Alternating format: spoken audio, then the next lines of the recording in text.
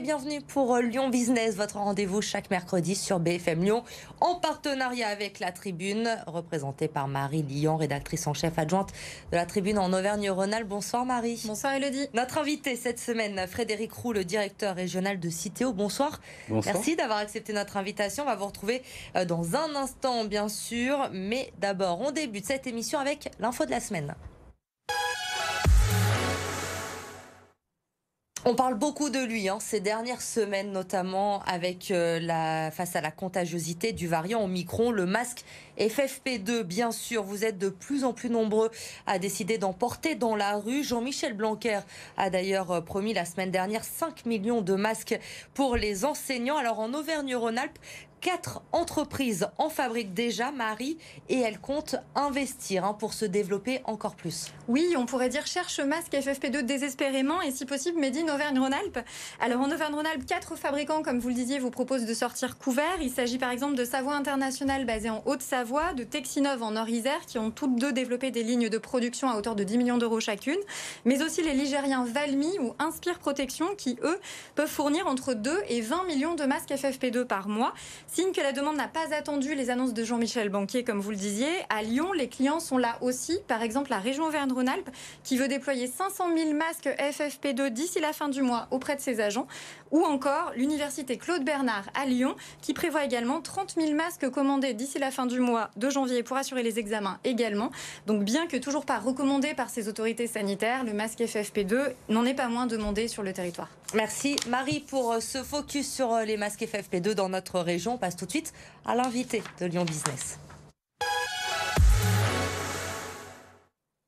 Frédéric Roux, le directeur régional de Citeo. Alors Citeo, c'est une entreprise à mission spécialisée dans le recyclage des emballages ménagers et des papiers graphiques. Vous proposez aux entreprises des solutions de réduction, de réemploi, de tri et de recyclage afin de réduire l'impact environnemental des emballages et des papiers.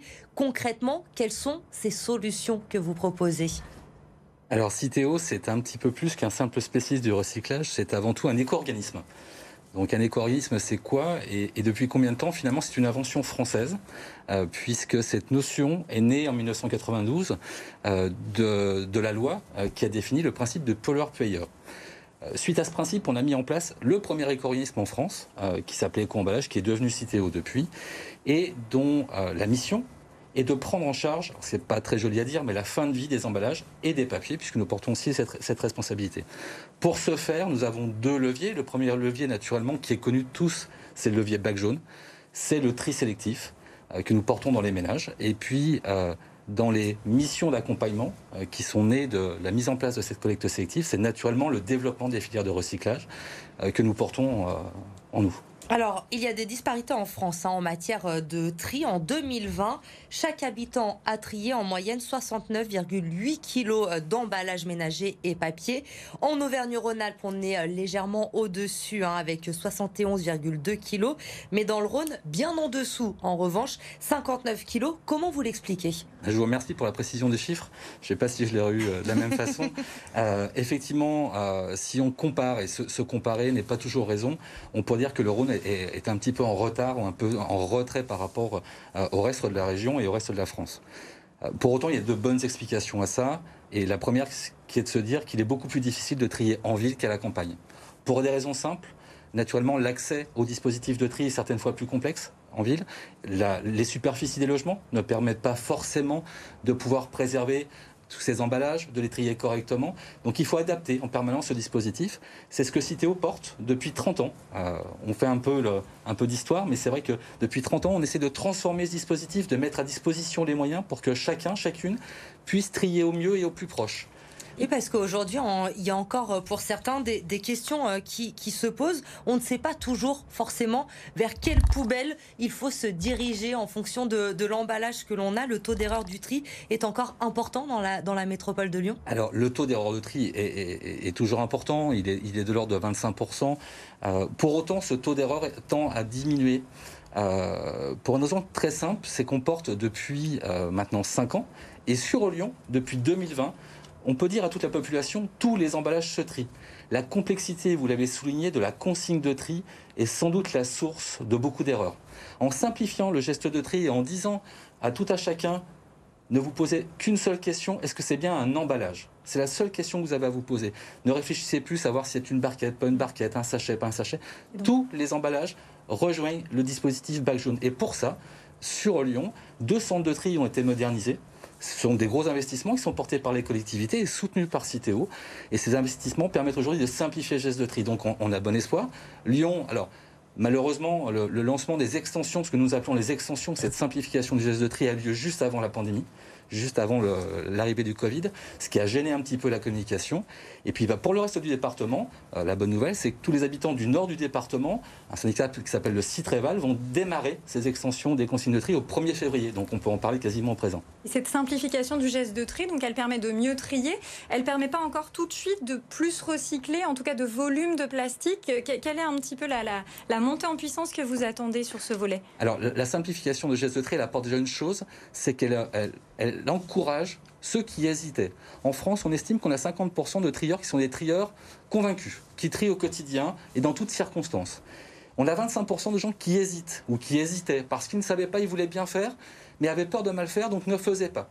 Ces gens-là, par la simplification du geste de tri, nous les amenons au tri. Et puis il va rester encore toute une partie de la population à les convaincre. Pour autant, et vous l'avez dit, dans ces emballages, dans ces nouveaux emballages qui vont rejoindre le bac jaune, il reste encore des difficultés de recyclage sur lesquelles nous travaillons justement avec... Le polystyrène par exemple, dont on parle souvent. Alors on parle souvent du polystyrène. On a une vision du polystyrène qui est une vision commune, qui est souvent le polystyrène expansé, le calage. C'est aussi le pot de yaourt. Le pot de yaourt en France est en polystyrène de manière historique. Donc il y a 2 transformations qui sont en cours. Les producteurs qui peuvent changer leur mode de conditionnement pour aller vers d'autres plastiques, ou alors la mise en place de filières, et on y travaille sur le développement de nouvelles filières. Vous êtes fixé 5 ans, c'est ça, sur ces filières-là, notamment en lien avec le polystyrène? 5 ans pour décider avec les transformateurs, les metteurs au marché, mais aussi les industriels du recyclage, qui ont besoin, et cette simplification du geste de tri permet d'amener de nouveaux gisements. Ces emballages n'étaient pas connus, et un industriel, pour s'engager, pour investir, une usine de recyclage, c'est beaucoup d'argent. Pour s'engager, ils ont besoin d'avoir une certitude de gisement. Et cette certitude de gisement, elle ne peut apparaître que par le tri. Et à l'automne dernier, vous aviez aussi été la cible d'un reportage comme Cache Investigation, qui a beaucoup fait parler et qui a aussi incité les Français, ou une partie des Français, à dire qu'il est plus nécessaire de trier parce qu'on n'a pas assez justement de volume de tri des plastiques aujourd'hui qui sont collectés, qui sont nécessaires. Vous avez répondu que c'est un sujet plus complexe et aussi qu'il est quand même nécessaire de ne pas minimiser ce geste de tri. Comment vous répondez encore aujourd'hui à ce qui peut paraître parfois comme un sujet complexe? Alors, c'est un sujet complexe, c'est un sujet de transformation. Le sujet qui est porté par Citeo auprès de ses clients entreprises, c'est naturellement la transformation de leurs emballages. Aller vers des emballages plus facilement recyclables, se destiner vers des résines qui sont connues et dont les filières de recyclage sont aujourd'hui maîtrisées et ne demandent qu'à se développer. C'est déjà un élément important, c'est aussi alléger les emballages, et puis c'est travailler sur la montée en puissance de nouvelles technologies. Et en région Auvergne-Rhône-Alpes, on a des entreprises qui travaillent aujourd'hui sur de la dépolymérisation, sur des procédés chimiques nouveaux qui vont faire apparaître de nouvelles solutions pour ces plastiques. Il faut y travailler. Donc c'est beaucoup aux fabricants. Quelle part les fabricants doivent assumer, entre guillemets, dans cette transition vers des emballages plus recyclables? Je pense que c'est la part la plus importante, c'est naturellement celle du conditionneur, du metteur au marché, de l'entreprise qui va choisir de conditionner son produit dans un plastique qui sera, si possible, le plus raisonné. Et on a aujourd'hui des réglementations comme l'interdiction des plastiques à usage unique, par exemple, qui est crescendo jusqu'en 2028, mais qui entre en vigueur, par exemple, en 2022 sur certains aspects comme les pailles, les consommables, etc. Est-ce que ça vous aide? Est-ce que c'est un premier pas qui peut faire une différence majeure? Bien sûr, bien sûr. L'interdiction des plastiques à usage unique, et même si on se projette jusqu'en 2040, on parle quasiment d'interdiction du plastique. Ça pose question, mais c'est un bien nécessaire. Il faut aller vers cette transformation pour engager les entreprises à aller plus vite. Et peut-être aussi sur les sources de déchets, on a aussi les masques qui deviennent des sources de déchets sauvages en lien avec la crise sanitaire. Est-ce qu'il y a des filières concrètement pour les recycler aujourd'hui ou est-ce que vous y travaillez? Alors, vous en avez parlé en introduction. Effectivement, alors, nous portons la responsabilité des producteurs d'emballage. Alors bien que le masque, on le voit aujourd'hui, sert à emballer notre nez, notre bouche, ce n'est pas un emballage.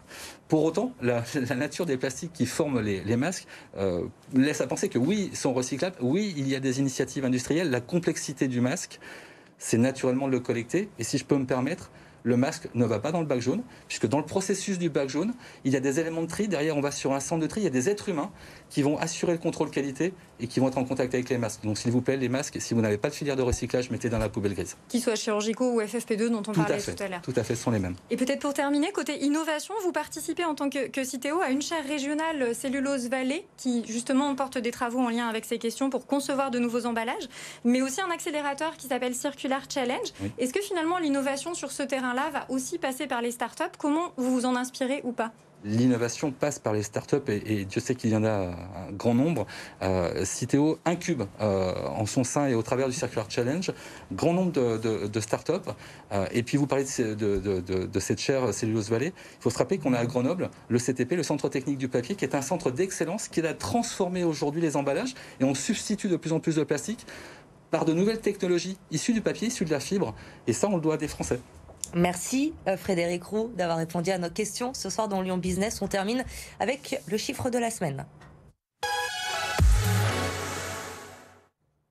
3,1 millions, c'est le nombre de salariés en Auvergne-Rhône-Alpes au troisième trimestre 2021, selon un rapport de l'INSEE sur l'activité économique de notre région paru la semaine dernière. C'est 60 000 de plus qu'avant le début de la crise sanitaire. Ça confirme donc le dynamisme de notre région en fin d'année, notamment dans le secteur du tertiaire. En revanche, petit bémol, le secteur du tourisme a souffert au troisième semestre une baisse de fréquentation de 11% par rapport à l'été dernier qui a entraîné une baisse de l'emploi saisonnier également entre 12 et 17% selon les secteurs. Marie, merci de m'avoir accompagné. On se retrouve mardi prochain, bien sûr, pour un nouveau Lyon Business. Vous restez avec nous, l'info se poursuit sur BFM Lyon. Passez une très bonne soirée.